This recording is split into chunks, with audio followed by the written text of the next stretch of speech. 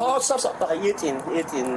is the moment last May that changed everything for the two men involved. Sergeant Michael Kunovich stopped Guatemalan farm worker Virgilio Aguilar Mendez for, quote, suspicious behavior outside a motel where he was staying in St. Augustine, Florida. After a struggle to arrest Aguilar Mendez, who tried to flee, according to law enforcement, Sergeant Kunovich went into cardiac arrest and died a short time later.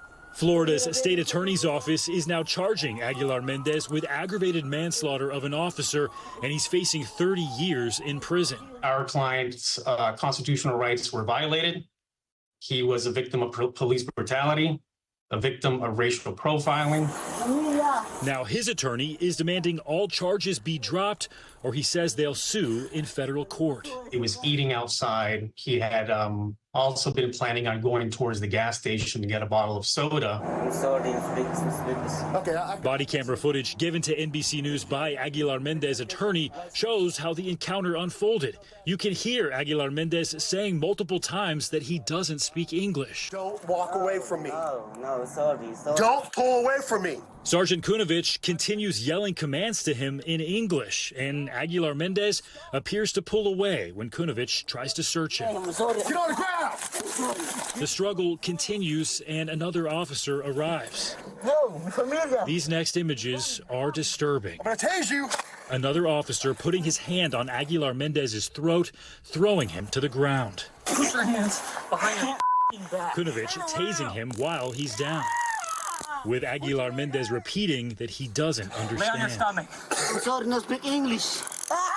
He ends up tased multiple times, with officers tackling him and twisting his arms back. One officer also appears to place his knee on Aguilar Mendez's torso. After Aguilar Mendez was in handcuffs, officers found what appeared to be a small pocket knife, which his attorney says he uses for cutting melons. Aguilar immediately told the officer he didn't understand English. His native language is ma'am, which is an ancient indigenous language in Guatemala. At the end of the body cam video, Kunovich's breathing appears labored, and a colleague asks if he's okay before he was taken to a hospital where he was later pronounced dead. St. Johns County medical examiner determining Sergeant Kunovich died from an irregular heartbeat caused by the hardening of his arteries, along with high blood pressure and heart disease. The report also said, quote, physical exertion and possible emotional stress while apprehending a fleeing suspect may have contributed to his death. Even if Kunovich hadn't, as you said, tragically died from this, would you still think that Virgilio would have a civil rights case to pursue? I do, because his constitutional rights to be free from unreasonable search and seizures, which apply not only to citizens, but persons. The Constitution is very clear. It says persons, not citizens. Aguilar Mendez is currently waiting for his asylum hearing in immigration court. The St. John County Sheriff's Office has not returned NBC's request for comment, and Florida State Attorney's Office saying they don't comment on pending cases. Ultimately, Sergeant Michael Kunovich succumbed basically to some medical issues that actually were induced by the struggle with our subject. After 7 months in custody, a judge last month ruled Aguilar Mendez to be incompetent, something that typically happens due to mental health. But his attorney says it's so he can have time to understand the charges and the U.S. legal system, adding he only has a 6th grade education in Spanish, which is his second language. To charge our client with his death is outrageous, and it's just not supported by the law.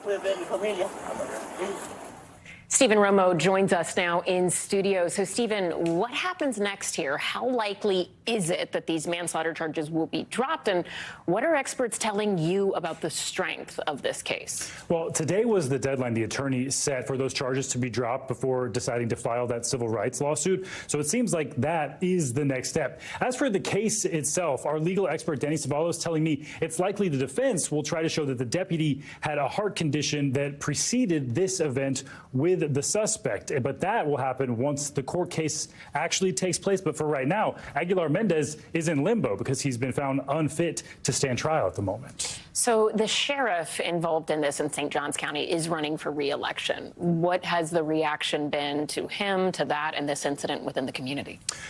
We have here at NBC tried to reach out to the sheriff's office and get comment, as have other outlets, and they've not really spoken much at all since right after this incident occurred way back in May. So we would like more information about that. He is running for re-election, and many of the people in the community are supporting the deputy's family, holding fundraisers for them. So there is a lot of support. But since the video, the body cam video has been released, there's a lot of attention on this from immigrant rights groups saying that there was not decided suspicious behavior for the stop to begin with, something many people are asking the sheriff and the sheriff's office to answer for.